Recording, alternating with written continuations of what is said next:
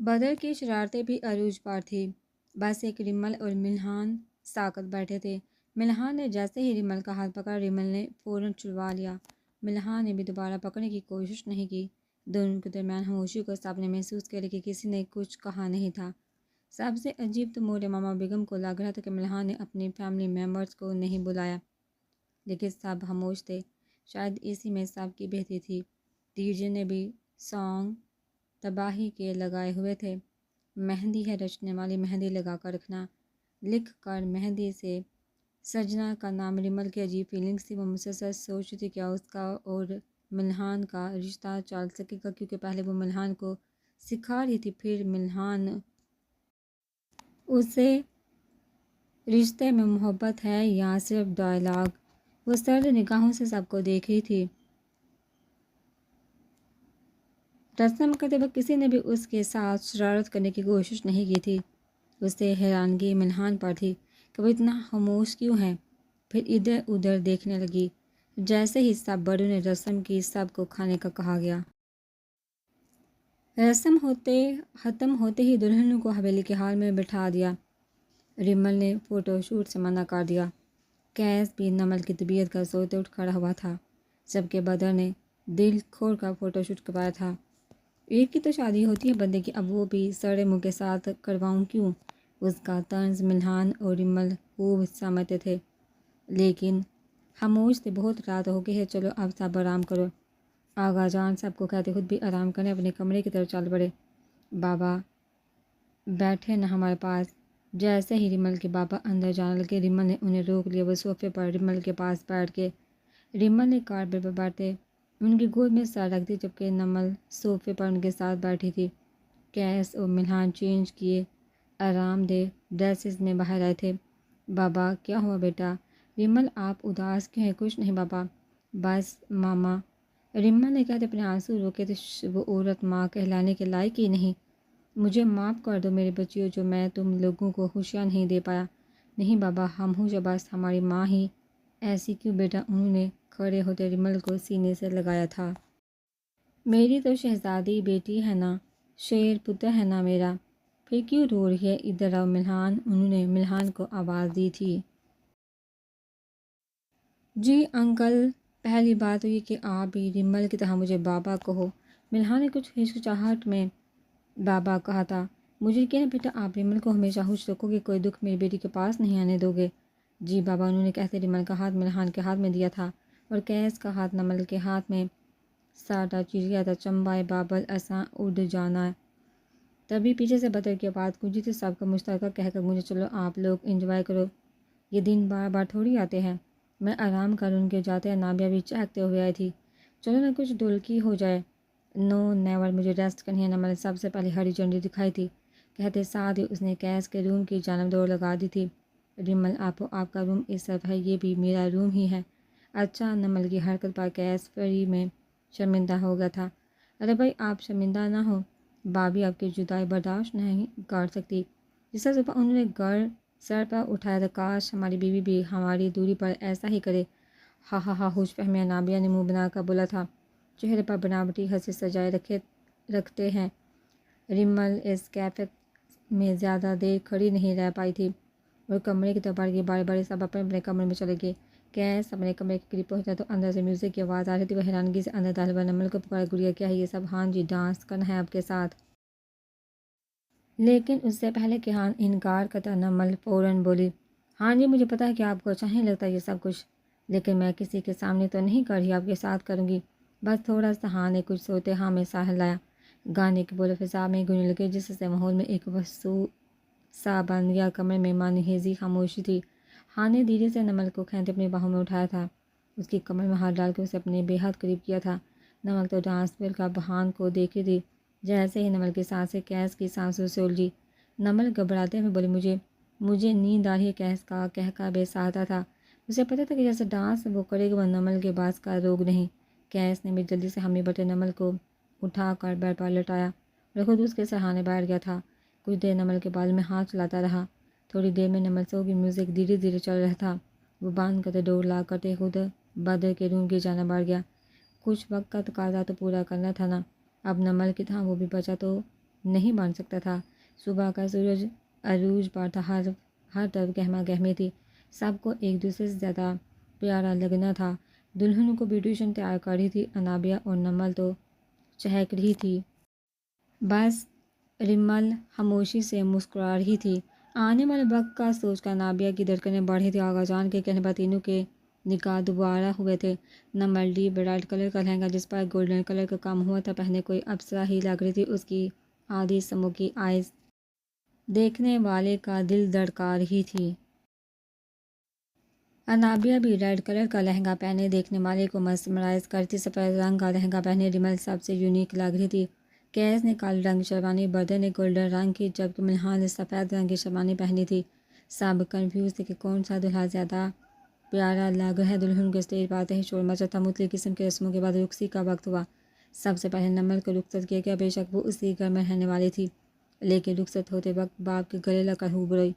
پھر ریمل کی باری آئی، جس کی آنکھ سے ایک آنسو نہیں گرا تھا، اور آخر پر بدر کی باری۔ بابا آپ پریشان نہ ہوں، آپ کی بیٹی نے عین قریب مجھے پاگل کر دینا ہے۔ بدر کے کہنے پر سب کے چہرے پر مسکراہٹ دوڑ گئی۔ ملحان اور ریمل نے آج رات یہی رکنا تھا، پھر اگلے دن شہر روانہ ہو جانا تھا۔ ملحان سرد تاثرات کے ساتھ کمرے میں داخل ہوا، لیکن اسے حیرت ہوئی کہ پورا کمرہ خالی تھا۔ ریمل کا نام و نشان بھی موجود نہیں تھا۔ وہ جلدی سے بیڈ کی جانب بڑھا، جہاں پر ایک پیج پڑا تھا۔ حفیظہ ملحان نمل جیسے کیس کے ساتھ روم میں داخل ہوتی اسے ٹھنڈے پسینے آنے لگے تھے۔ نمل کیا ہوا؟ ہاں جی، میرا دل۔ اس سے پہلے کہ وہ فکرہ پورا کرتی، وہ بھاگ کر واش روم کی جانب گئی۔ اسے وامٹنگ شروع ہو گئی تھی، جو رکنے کا نام نہیں لے رہی تھی۔ کیس پریشان سا نمل کی طرف آیا تھا، جو بے حال ہو چکی تھی۔ وہ بے دم سی کیس کی باہوں میں تھی۔ ہاں جی، وہ اچانک سے رونے لگی تھی۔ نمل میری جان، کیا ہو گیا؟ ہاں جی، بیبی بہت تنگ کرتا ہے۔ نمل کی بات پر ہان کے چہرے کو مسکراہٹ چھو گئی۔ ہان نے نرمی سے اسے بیڈ پر بٹھاتے پانی پلایا تھا۔ نمل آپ نے ٹیبلٹ نہیں کھائی نا؟ ہاں جی، میرا منہ کڑوا ہو گیا ہے، دوائی کھا کھا کر یوں لگتا ہے ہاسپٹل بن گیا ہو پیٹ میں۔ ہا ہا ہا، ہان کی ننھی سے پڑی کتنی معصوم ہو آپ۔ چلو پہلے چینج کرو، پھر کیوں میں کیوں چینج کروں؟ آج تو ویڈنگ نائٹ ہے نا میری۔ تعریف کرے، مجھے پیار کرے۔ نمل کی بات پر کیس کے چہرے پر سایہ سا لہرایا۔ ہان کی جان، اتنا پیار تو کرتا ہوں آپ کو، ابھی آپ چینج کرے، میری جان کو آرام کی ضرورت ہے۔ نو نو نیور۔ کیس پریشان تھا نمل کی ضد پر۔ آج آپ کو مجھے اسپیشل والا پیار کرنا چاہیے۔ نمل کی بات کیس بہت سمجھ رہا تھا، لیکن اپنے دل کا کیا کرتا وہ، جو اب نمل کے قریب جانے پر بے حال ہو جاتا تھا۔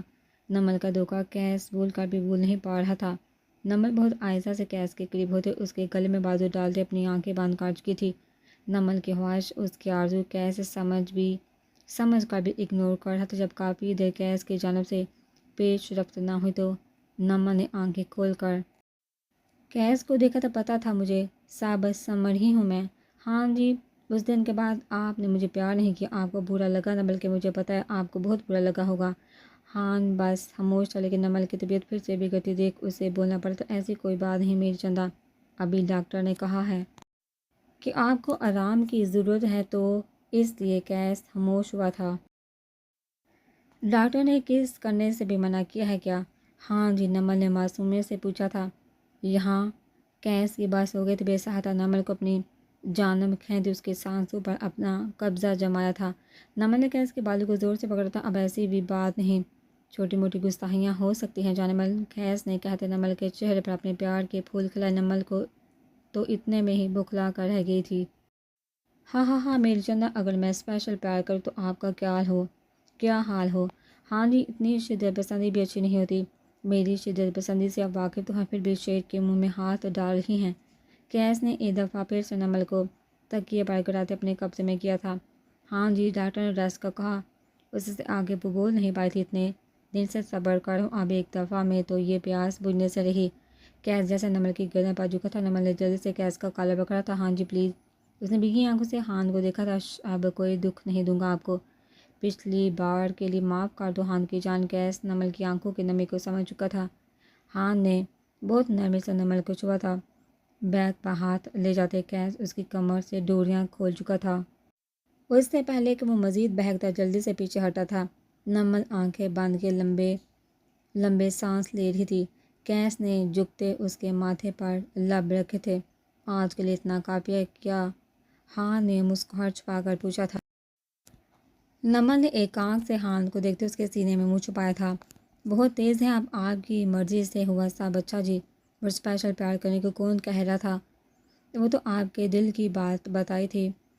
میں آپ کو ہاں اچھا جی دل کی بات، چلو ابھی چینج کرو پھر ٹیبلٹ لے کر سونا۔ مجھے نہیں کرنا چینج، اس ڈریس میں آپ سوئیں گی کیسے؟ لیکن وہ خاموشی سے آنکھیں بند کر چکی تھی۔ ہاں نے الماری سے نمل کا نائٹ ڈریس نکال کر لائٹ آف کرتے اسے چینج کروایا تھا۔ نمل کے جب سے طبیعت خراب تھی لائٹ آف کر کے یہ کام بھی ہان خود سر انجام دے رہا تھا۔ انابیہ روایتی دلہنوں کی طرح گھونگھٹ نکال کر بیڈ پر بیٹھی تھی۔ کمرے میں پھیلی پھولوں کی خوشبو کو بدر نے سینے میں اتارا تھا۔ بدر کے بڑھتے قدم انابیہ کی دھڑکنیں بڑھا رہے تھے۔ بدر نے انابیہ کا گھونگھٹ اٹھایا تو ساکت رہ گیا۔ ماشاءاللہ ماشاءاللہ ماشاءاللہ، اس کے 3 دفعہ ماشاءاللہ کہنے پر انابیہ نے مصنوعی پلکوں سے سجی آنکھیں اوپر اٹھائی۔ کیوں مارنے کا ارادہ ہے؟ آج بیا نے غصے سے گھورا تھا لیکن زیادہ دیر تک اس کی آنکھوں میں دیکھ نہیں پائی تھی۔ بدر نے ڈائمنڈ کی رنگ اس کے ہاتھ میں پہنائی تھی۔ کچھ بھی ہو جائے یہ اتارنی نہیں، ماشاءاللہ بہت پیاری ہے۔ بدر جی شکرانے کے نفل ادا کرے۔ جی میری جان، آپ کو پا کر یہ نوافل مجھ پر فرض ہو چکے ہیں۔ انابیہ نے بدر کی امامت میں نوافل ادا کیے۔ پھر خوب دعا مانگ کر اللہ سے اس رشتے کی خوشیوں کی دعا کی تھی۔ پھر سائڈ ٹیبل کے دراز سے ایک خاکی کاغذ نکال کر بدر کی جانب بڑھایا تھا۔ بدر کی سوالیہ نظروں پر اس نے وہ لفافہ کھولنے کو کہا تھا۔ بدر نے جیسے وہ لفافہ کھولا خوشی سے اس کی آنکھوں میں پانی آ گیا۔ یہ کاوی کیا آپ نے صاحب، میری ہمیشہ سے خواہش رہی کہ میں بھی اپنے ہم سفر کو منہ دکھائی دوں تو یہ آپ کی منہ دکھائی۔ شکریہ اللہ جی آپ کا اتنی پیاری بیوی دینے کے لیے۔ بدر نے دل سے اللہ کا شکریہ ادا کیا۔ اس سے اچھا سرپرائز میرے لیے ہو ہی نہیں سکتا۔ عمرے کے ٹریگرز کو آنکھوں سے لگاتے وہ رو پڑا تھا۔ میں بہت خوش ہوں، بہت زیادہ تھینک یو سو مچ۔ یہ تھینکس سے سنبھال کر رکھیے کیونکہ آپ کو پل پر اب اس کی ضرورت پڑنے والی ہے۔ میں آپ کو بہت خوشیاں دینے والی ہوں، ہر وہ خوشی جس سے آپ محروم رہے آج تک۔ بدر کی جان میری سول میٹ، اجازت ہے کہ آپ کی قریب آ جاؤ، اتنا قریب کہ یہ روحیں مل جائے۔ انابیہ کے سر ہلانے پر وہ بے سہاتا اس پر جھکا تھا۔ دور کھڑی آسمان پر چاند، کھڑکی پر چاند ان کے ملن پر مسکرا دیا تھا۔ ایک محبت امر ہو چکی تھی، ایک فطور اپنا مقام حاصل کر چکا تھا۔ پیج پر لکھی یہ لائنز ملہان کو ساکت کر گئی تھی۔ جس دن آپ کے قابل بن گئی اس دن آپ سے سامنا کر لوں گی، ڈھونڈنا بیکار جائے گا، سو کوشش مت کیجیے گا آپ کی ریمل۔ پیج ملہان کے ہاتھوں سے چھوٹ کر نیچے گرا تھا۔ وہ تو ریمل کا پہلا فکرہ سمجھ سے قاصر تھا۔ اس نے ریمل کو جو سرپرائز دینا تھا وہ بھی بیکار گیا تھا۔ صحیح کہا تھا کیس نے کہ ریمل سے ایک دفعہ بات کرو، لیکن اس نے سرپرائز کے چکر میں ریمل کو ہی گوا دیا تھا۔ کون جانے کہاں گئی تھی کیس اور بدر کے پریشان ہونے کا سوتے ہوئے چپ کر کے گھر سے باہر نکل گیا تھا۔ اپنے بندوں کو اس نے گلی گلی پھیلا دیا تھا لیکن ریمل کا کچھ پتہ نہیں چل رہا تھا۔ سب ڈائننگ ہال میں بیٹھے کھانا کھانے میں مصروف تھے جب انہوں نے دیکھا کہ ایک لڑکی سفید لہنگا پہنے فل برائڈل لک کے ساتھ ان کے ڈائننگ ہال میں داخل ہوئی۔ سب نے حیران نظر سے اس کی جانب دیکھا۔ ہال میں داخل ہوتے اس لڑکی نے سلام کرتے گردن جھکا دی۔ سب حیران نظر سے اس دلہن کو دیکھے تھے جو گردن جھکا کر کھڑی تھی۔ مومنہ شاہ ریمل کو پہچانتے جلدی اس کی جانب بڑھی اور حیران ہوتے ریمل کو بازو سے پکڑ کر بولے ریمل بیٹا، لیکن ریمل ان کے کچھ پوچھنے سے پہلے روتے ہوئے ان کے سینے سے لگی۔ ریمل کے سچائی بتانے پر ہر طرف سکوت چھا گیا۔ ان کی کوئی غلطی نہیں، میں نے زبردستی ان سے انکار کیا۔ ریمل صرف اپنی سچائی بتائی، ملہان کے خلاف ایک لفظ نہیں بولا۔ ریمل کو زار قطار روتا دیکھا حاتم خان جلدی سے ریمل کی طرف بڑھے اور اسے سینے سے لگاتے دلاسا دیتے ہوئے کہا بیٹا آپ روئیے مت، آنے دے اس ناہنجار کو، اس کا علاج میں کرتا ہوں۔ نہیں بابا آپ انہیں کچھ نہیں کہیں گے، آپ انہیں میرے یہاں ہونے کا بھی نہیں بتائیں گے۔ ریمل نے روتے ہوئے کہا ٹھیک ہے بیٹا جیسے آپ کی مرضی۔ مومنہ آپ انہیں روم میں لے جائیے، بابا خان سے میں خود بات کر لوں گا۔ حاتم خان نے ریمل کے سر پر پیار سے ہاتھ پھیرتے ہوئے مومنہ بیگم سے کہا جی ٹھیک ہے ریمل بیٹا کب ہوا یہ سب آپ نے مجھے بھی نہیں بتایا۔ مومنہ بیگم نے کمرے میں جاتے ریمل سے پوچھا مورے بس ریمل نے شرمندگی سے سر جھکا دیا کوئی بات نہیں بیٹا، وہ نالائق کدھر ہے مورے؟ وہ تو ادھر حویلی میں ہی ہے۔ بہت اچھا کیا جو آپ اسے چھوڑ کر آ گئی۔ مومنہ بیگم نے تھوڑے غصے میں کہا گھر آئے اس کی عقل ٹھکانے لگاؤں گی۔ مورے پلیز آپ انہیں مت بتلائیے گا۔ ریمل نے ان کے ہاتھ پکڑتے ہوئے التجا کی لیکن بیٹا وہ پاگل ہو جائے گا آپ کو ڈھونڈتے ڈھونڈتے۔ مورے یہ ان کی سزا ہے ٹھیک ہے بیٹا، لیکن ایک بار سوچ لو، سوچ کر آئی ہوں مورے ٹھیک ہے، ویسے بھی اس حویلی بہت کام آتا ہے۔ وہ زیادہ تر تو اپنے فلیٹ پر ہی ہوتا ہے۔ اس کی جاب کی نوعیت ہی ایسی ہے۔ جی موری ریمل یہاں بہت گھبراتے ہوئے تھی، لیکن سب کا پیار دیکھ اسے اپنا فیصلہ صحیح لگا تھا۔ ملحان کا وہ معصوم اور آخری حد تک معصوم ہونا وہ سب پڑا تھا۔ ریمل کا دل ٹکڑے ٹکڑے ہو گیا تھا، ایسے جیسے سب مر گیا ہو۔ کوئی خواہش باقی نہ رہی تھی اور نہ ہی ملحان کے لیے کوئی جذبات باقی تھے۔ اس کی آنکھوں سے آنسو لڑیوں کی طرح بہہ رہے تھے۔ ریمل کو اپنا آپ ٹکڑوں میں بڑھتا ہوا لگ رہا تھا۔ اس نے شاور لیتے چینج کیا، وضو کرتے نماز کے لیے کھڑی ہو گئی۔ وضو کرتے اسے ملحان کی یاد آئی، لیکن پھر سر جھٹکتے نماز کی طرف دھیان کر گئی۔ بہت مشکل کے ساتھ آنسو بہاتے کامتے اس نے نماز ادا کی تھی۔ یا اللہ، میں نے تو بس ایک جھوٹ بولا تھا اور وہ انسان سر سے پاؤں تک جھوٹا تھا۔ یا اللہ مجھے صبر دے، اے میرے رب۔ وہ زارِ کتار روتے ہوئے اللہ سے فریاد کر رہی تھی اور روتے روتے جائے نماز پر ہی سو گئی تھی۔ مومنہ خان اس کے لیے کھانا لے کر آئی تو اسے جائے نماز پر سوئے دیکھ کر دکھی ہوئی اور خود سے سوچا، اللہ جانے کیا کہا ہے ملحان اس معصوم سے جو اس طرح تڑپ رہی ہے۔ آگے بڑھتے انہوں نے ریمل کو اٹھانا چاہا۔ ریمل بیٹا، لیکن ریمل تو جیسے صدیوں بعد آج سوئی تھی۔ انہوں نے ریمل کو سہارا دیتے بیڈ پر لٹایا اور کمبل سے ہی کر کے کھانا واپس لے گئی۔ اگلی صبح انابیہ اور بدر کی روشن صبح تھی۔ بدر نے آنکھیں کھولتے انابیہ کا چہرہ دیکھا جو سکون سے سب بلائے سو رہی تھی۔ سارے جہاں کی معصومیت اس وقت اس کے چہرے پر رقصہ تھی۔ بدر اپنے متاع جاں کو ایسے سکون سے سوئی اپنے پاس دیکھا مطمئن ہو سے ایسے پورے حق سے دیکھنا بدر کو زندگی کی ایک نئی امید دے رہا تھا۔ وقت کا خیال کر اس نے انابیہ کو اٹھایا۔ بھئی اٹھ جا، نماز لیٹ ہو رہی ہے۔ بدر سونے تو مجھے ابھی میری آنکھ لگی ہے، پھر اٹھا رہے ہیں آپ؟ انابیہ نے بند آنکھوں سے ہی جواب دیا۔ اچھا تو تم ایسے نہیں اٹھو گے؟ بدر نے جب گستاخیاں شروع کی تو انابیہ جڑ سے اٹھ بیٹھی، لیکن اپنا حلیہ دے کر دوبارہ کمبل میں گھس گئی۔ شرم سے پانی پانی ہوتے اس میں اتنی ہمت بھی نہیں تھی کہ بدر کی طرف دیکھ سکے۔ اس پر بدر کی مانحیس باتوں سے انابیہ کا چہرہ سرخ کندھاری ہو رہا تھا۔ بیگم اب کیا فائدہ چھپنے کا، اب تو ہم نے آپ کو جی بھر کر دیکھ لیا۔ بے شرم ہٹو، مجھے واش روم جانا ہے۔ انابیہ نے بدر کو دھکا دیتے ہوئے کہا۔ ہا ہا ہا، اچھا جی کیوں ہٹوں بدر، پلیز نو۔ اوکے بتاؤ کیسے مانو گے؟ انابیہ نے ہار مانتے پوچھا۔ میری شرٹ واپس کرو ابھی کے ابھی، بدر نے شرارت سے ایک آنکھ بند کرتے ہوئے کہا۔ بدر، انابیہ کی آنکھیں باہر کو آ گئی تھی۔ ہا ہا ہا، اچھا مذاق کر رہا تھا، ادھر اپنے ان پیارے پیارے ہونٹوں سے کچھ نشانیاں دے جاؤ۔ اپنے رخسار پر ہاتھ رکھتے ہوئے بدر بولا۔ انابیہ نے آنکھیں چھوٹی کرتے ہوئے بدر کو گھورا اور بولی، کل سے تمہاری کچھ زیادہ پار نہیں نکل آئی؟ اتنا حق تو بنتا ہے میرا بے وفا لڑکی، پوری رات تمہارے کہنے پر تمہیں پیار کر کر کے میرا منہ دکھنے لگا ہے۔ بدر رک انابیہ شاکڈ، بدر انابیہ کی جیبیں ساہتا تھی اور بدر کا کہکہ بدر کی چھویاں رجھ پر تھی۔ ادھر آؤ، ایسی نشانی دوں گی بھولو گے نہیں، انابیہ نے کہتے بدر کو گریبان سے پکڑ کر اپنی جانب کھینچا۔ اس کے رخسار پر بہت زور کی بائٹ کی۔ بائٹ واقعی زور کی تھی۔ بدر کی ہلکی سی چینی کے رخسار پر ہاتھ رکھتے ہوئے بولا، میری جنگلی بلی رکو، میں تمہیں بتاتا ہوں۔ لیکن انابیہ جلدی سے چکما دے کر واش روم میں گم ہو گئی۔ انابیہ کی بچی، بدر نے دانت پیستے ہوئے اسے پیچھے سے آواز لگائی۔ ابھی بچی آن میں کافی وقت ہے، انابیہ سے کام چلا لو۔ 1 سال بعد گزرا۔ 1 سال انابیہ اور بدر کے لیے خوشیوں کی برسات لایا تھا۔ حرم شریف دیکھنے کے علاوہ وہ دونوں بہت سے ممالک گھوم کر رہے تھے اور شاید گھومتے رہتے اگر انابیہ کی طبیعت خراب نہ ہوتی۔ انابیہ کی پریگنینسی کی رپورٹ پر بدر خوشی سے پاگل ہو رہا تھا۔ انابیہ تھوڑا ڈر رہی تھی، لیکن بدر نے اسے بھی سنبھال لیا تھا۔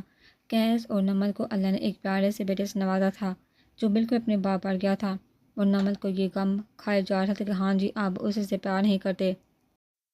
نمل کا بیٹا 4 ماہ کا تھا۔ نمل محسوس کہ قیس کا رویہ بیبی کے بعد نمل سے سرد سا تھا۔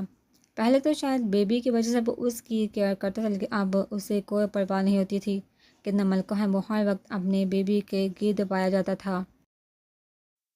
قیس نے اپنے بیٹے کا نام بدان خان رکھا جو سب کو بہت پسند آیا تھا۔ قیس کے رویے پر نمل کرتی تھی، لیکن زبان سے کچھ نہ بولتی تھی۔ ملحان نے نمل کو ڈھونڈنے کی بہت کوشش کی، لیکن ہر کوشش ناکام ٹھہری تھی۔ اسے اس وقت پر پچھتاوا ہو رہا تھا جب اس نے قیس لالا کے کہنے پر سب ڈرامہ کیا تھا۔ جی ہاں، صحیح سمجھے آپ، ملحان کوئی آفیسر نہیں، اس نے یہ سب قیس کے کہنے پر کیا تھا، لیکن اسے اس بات کا اندازہ نہیں تھا کہ ریمل اس حد تک بدگمان ہو جائے گی۔ وہ نے خود اپنے پاؤں پر کلہاڑی ماری تھی۔ اسے یاد تھا آج بھی وہ دن۔ قیس لالا، میں کبھی اتنا سب گھر والوں کے سامنے نہیں بول سکتا، سب سچائی آپ کو ہی بتانی ہوگی۔ بدر کیسے کسی بات پر بحث کر رہا تھا؟ ارے کیا بات ہو رہی ہے، مجھے بھی تو بتاؤ۔ ملحان کو دیکھتے بدر کی آنکھیں چمکی تھی، وہ جور سے بولا، ارے لالا یہ ملحان ہے نا، یہ کر لے گا سب ہینڈل۔ ہاں بتاؤ، اب میں اتنا تو کر ہی سکتا ہوں۔ ملحان بھی شوہی میں سب مان گیا۔ کیس نے بہت کہا تھا کہ ملحان آپ رہنے دو، رمل غصہ ہو گیا، لیکن ملحان ایڈونچر کے شوق میں مر گیا۔ پھر کیس نے تھپڑ کے بعد بھی کہا کہ رمل کو بتا دو، لیکن وہ بس اپنی فرسٹ نائٹ کا انتظار کر تو سب بگڑ گیا اور چپ چاپ اپنے شہر والے فلیٹ میں شفٹ ہو گیا۔ کبھی کبھار موڑے سے ملنے چلا جاتا، لیکن فوری واپس آ جاتا۔ آج پھر سے رمل کی یادوں سے بے بس کر رہی تھی، اس کے سر میں شدید درد تھا۔ اس کا شدت سے دل چاہا تھا کہ وہ اپنی ماں کی گود میں سر رکھ کر سو جائے، اس لیے وہ حویلی چلا اور سیدھا اپنی ماں کے کمرے میں داخل ہوا۔ رمل باہر سے ہوش گنوائے مومنہ بیگم کے کمرے میں سوئی ہوئی تھی۔ مومنہ بیگم نے ملحان کو دیکھا، ایک دفعہ آنکھیں پھیری تھی کہ کہیں اسے رمل کا پتہ نہ چل جائے، لیکن رمل سر منہ لپیٹے کمبل میں لیٹی ہوئی تھی۔ ملحان نے بستر پر چڑھتے اپنی ماں کی گود میں سر رکھ دیا۔ موڑے بہت درد ہے سر میں، پلیز بالوں میں انگلیاں چلا دے۔ کس بات کی ٹینشن ہے میرے شہزادے کو؟ کیوں ہے سر میں درد؟ مومنہ بیگم نے پریشان سے پوچھا۔ کچھ نہیں موڑے، بس تھکاوٹ ہے۔ کچھ ہی دیر میں ملحان بھی نیند میں گم تھا۔ موڑے اس کا سر بستر پر رکھتے باہر نکل گئی۔ اللہ پاک ان دونوں کے لیے آسانیاں پیدا فرما۔ مومنہ بیگم کے دل سے بے ساختہ دعا نکلی۔ ایک دوسرے سے دور رہ کر دونوں بے سکون ہیں۔ ملحان نے نیند میں کروٹ بدلتے اپنا بازو رمل کے اوپر رکھا۔ اسے لگا شاید وہ کوئی خواب دیکھ رہا ہے۔ اس نے رمل کو زور سے اپنے سینے پہ بھینچا تھا۔ رمل کو جب اپنا سانس بند ہوتا ہوا محسوس ہوا تو اس نے جلدی سے اپنی بندی بندی آنکھیں کھولی، لیکن خود کو کسی کی باہوں کے سائے میں پا کر اس کی نیند بھاگ سے اڑی تھی۔ اس نے جھٹکے سے اپنا سر اوپر اٹھایا، اس کے ریشمی بال سامنے والے کے منہ پر سایہ کر گئے۔ اپنے بالوں کو ایک ہاتھ سے پیچھے ہٹاتے اس نے سامنے والے کا چہرہ دیکھنا چاہا، لیکن ملحان کو سامنے دیکھتے اس پر جیسے سکتہ چھا گیا۔ ہان ادھر خواب کی کیفیت میں اس نے اپنے لب ملحان کے ماتھے پر رکھے۔ بار بار اور کئی بار یہ عمل دہراتے وہ اپنے سے کیا ہر عہد بھول چکے تھے۔ اسے کچھ یاد نہیں تھا۔ یاد تھا تو بس اتنا کہ اس کے سامنے اس کا عشق، اس کا جنون، اس کا فطور ہے، جسے حاصل کرنے کے لیے اس نے سب کچھ بھلا دیا، جسے ایک سال کی دوری نے اسے پاگل کر دیا تھا۔ ملحان کے چہرے پر اپنی محبت کے پھول کھلاتے وہ کسی اور ہی دنیا میں چلی گئی تھی۔ ملحان کی آنکھوں میں ہلکی سی جنبش پر وہ پیچھے ہٹی اور اپنا دوپٹہ اٹھانا چاہا جو ملحان کے نیچے دبا ہوا تھا، لیکن ملحان کو آنکھیں کھولتے دیکھ وہ دوپٹہ وہیں چھوڑے باہر کو بھاگی تھی اور جلدی سے ساتھ والے کمرے میں گم ہو گئی۔ ملحان کی نیند میں حلل خود پر بوجھ محسوس کرتے ہوا تھا، لیکن وہ اپنا وہم سمجھتا سویا رہا، لیکن جب اسے اپنے پیچھے کھچاؤ سا محسوس ہوا تو اس نے جلدی سے آنکھیں کھولی۔ آنکھیں کھولتے اس نے کسی لمبے بال والی لڑکی کو باہر بھاگتے دیکھا۔ وہ جلدی سے دوپٹہ ہاتھ میں لیتا باہر نکلا اور مومنہ بیگم کو آوازیں دینے لگا۔ موڑے موڑے کیا ہوا بیٹا؟ موڑے آپ کے روم میں لڑکی کون تھی؟ بیٹا وہ میری دوست کی بیٹی ہے، مومنہ بیگم نے بہت مشکل سے بہانہ بنایا۔ اللہ جی موڑے آپ مجھے بتا دیتی نا، میں آپ کے بیڈ پر نہ لیٹا، میں کیسے کسی نامحرم کے ساتھ ایک بستر پر لیٹ گیا۔ ملحان کی بات سنتے کمرے میں موجود رمل کے ہونٹوں پر مسکراہٹ نے ہلکے سے چپ دکھلائی اور موڑے بھی مسکرا دی۔ کچھ نہیں ہوتا بیٹا، آپ کون سا جان بوجھ کر لیٹے تھے، بس میرے بھی دھیان سے نکل گیا۔ موڑی کی اس کا دوپٹہ دے دے اسے۔ لاؤ۔ مومنہ بیگم نے ملحان کے ہاتھ سے دوپٹہ پکڑ لیا۔ خوشبو جو ملحان کے ہاتھوں سے آ رہی تھی، ہاتھ کو ناک کے قریب کر اس کے ہونٹ ہلکی سے سرگوشی میں ہلے تھے۔ رمل جو دروازے کی اور میں سے رمل نے بخوبی سنا تھا۔ رمل کا دل کیا ابھی کے ابھی جا کر ملحان کے سینے سے لگ جائے، لیکن وہ اپنے دل پر پتھر رکھتے ملحان کو خود سے دور جاتا دیکھ رہی تھی۔ ملحان کے گھر سے جاتے ہی رمل موڑے کی جانب بڑھی۔ کیسا ہے میرا بیٹا؟ بخار اترا؟ مومنہ بیگم نے فکر مندی سے پوچھا۔ جی موڑے آپ سے بہتر ہوں، جی موڑے پہلے سے بہتر ہوں۔ موڑے آپ نے اچھا نہیں کیا، آپ کو تو موڑے کا شکر ادا کرنا چاہیے۔ ایک ملاقات کے بعد اگر میں پکڑی جاتی تو؟ ارے میرا معصوم بیٹا دیکھو تو کیسے میری بات کو سچ مان گئی۔ بہت معصوم، رمل بھی تنزیہ بولی تھی۔ ہاں جی، اب کب تک میری بیٹی کو سزا دینے کا ارادہ؟ دیکھا ہے وہ پہلے سے کتنا کمزور ہو گیا۔ موڑے آپ پھر یہی باتیں لے کر بیٹھ گئی۔ ہاں تو کیا کروں، مجھ سے نہیں دیکھا جاتا وہ ایسے۔ تم نے 1 سال کا وقت مانگا تھا، میں نے دے دیا۔ 1 ہفتہ ہے تمہارے پاس، اس 1 ہفتے میں مجھے جواب دے دو، ورنہ پھر جو میں کروں گی آپ یاد رکھیں گے، مومنہ بیگم نے دھمکی بھرے انداز میں کہا۔ موڑے رمل احتجاجاً بولی تھی۔ اس سے پہلے کہ وہ کچھ کہتی، حاتم خان کچن میں آئے تھے۔ میرے بیٹے کا بخار اترا؟ جی بابا جان، کیا باتیں ہو رہی تھی ساس بہو میں؟ بابا مورے مجھے ڈانٹ رہی ہیں؟ ریمل نے معصوم سا منہ بناتے ہوئے مومنہ بیگم کی شکایت لگائی۔ کیوں بھائی مومنہ، کیا کر دیا میری بیٹی نے؟ آپ کی بیٹی جو میرے بیٹے کو جدائی کے انتظار میں سکھا رہی ہے نا؟ آپ پھر سے یہی بات لے کر بیٹھ گئی مومنہ بیگم۔ میں نہیں بولتی کچھ، وہ منہ بنا کر بولی تھی۔ تبھی ریمل اور حاتم کا کہہ کر گونجا تھا۔ ریمل اسی دوران حویلی والوں کی آنکھ کا تارا بن گئی تھی، سب کی دلاڑی بن چکی تھی۔ ریمل نے مورے سے تیل، دہی، انڈا اور جڑی بوٹیاں لگوا کر بال لمبے کر لیے تھے، شاید اس لیے ملحان بھی اسے پہچان نہیں پایا تھا۔ گزرتے وقت کے ساتھ ریمل کی شخصیت میں بہت فرق آیا تھا۔ 5 وقت نماز صاحب و تہجد گزار بن چکی تھی۔ مورے نے اس کے گلی کا ایک چھوٹا بچہ جو قرآن حفظ کرنے جاتا تھا وہ بھی لگوا دیا تھا۔ اب اسے بہت سی صورتیں حفظ تھیں، پردے کا خاص خیال رکھتی تھی۔